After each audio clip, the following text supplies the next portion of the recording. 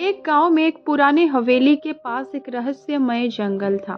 वहां जानवरों की चीख रात को सुनाई देती थी और लोग कहते थे कि रात को वहां आत्माओं की आवाजें भी सुनाई देती हैं।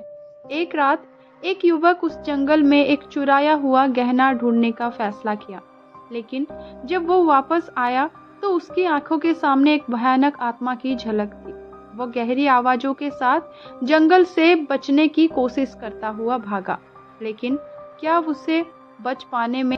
जब वो युवक जंगल के अंदर भाग रहा था तो उसने महसूस किया कि जंगल में कुछ अजीब सी गतिविधियां हो रही हैं। वहां कुछ अज्ञात शब्द सुनाई दे रहे थे और अंधेरे में वो जंगल के पेड़ पौधों की भयावह छाओं के बीच भटक रहा था।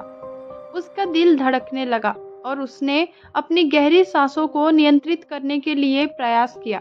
चिंता में डूबे हुए वो अचानक एक वीरान भव्य हवेली के सामने पहुंचा। हवेली की भूतिया हाव भाव उसे प्राप्त कर रही थी।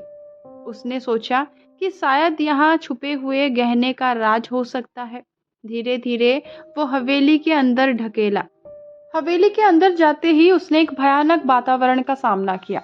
धूम्रपान की वास्तविकता ने उसे चकित कर दिया। उसने ध्यान दिया और महसूस किया कि कोई अनजान ऊंची आवाज उसे बुला रही है। उसने आवाज का पीछा किया और वो उसे एक छिपे हुए कमरे की ओर ले गई। वहां एक पुरानी किताब के सामने उसने गहनों को खोला, लेकिन जैसे ही उसने उसे छूने का प्रयास किया, एक विपरीत प्रकार की ऊंची आवाज उठी। वो घबरा गया, लेकिन धीरे धीरे उसने ध्यान दिया कि वो आवाज उसकी आत्मा को बुला रही है। उसने कुछ देर के लिए सोचा और फिर उसने गहनों को छोड़ा और हवेली से बाहर भाग गया, लेकिन उसकी कोशिश नाकाम रही क्योंकि वो जंगल के अंदर फंस गया था और उसे लगा कि कोई अंदरूनी शक्ति उसके पीछे पड़ गई है।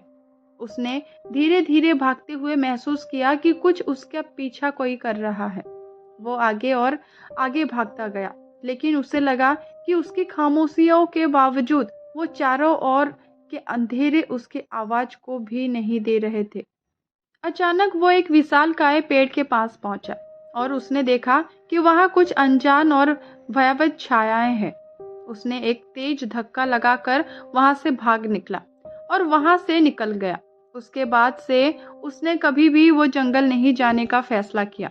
उसके मन में सिर्फ एक ही सवाल था, क्या वो वास्तव में एक आत्मा से मुलाकात कर चुका था या फिर वो सब सिर्फ उसकी एक हल्ला थी।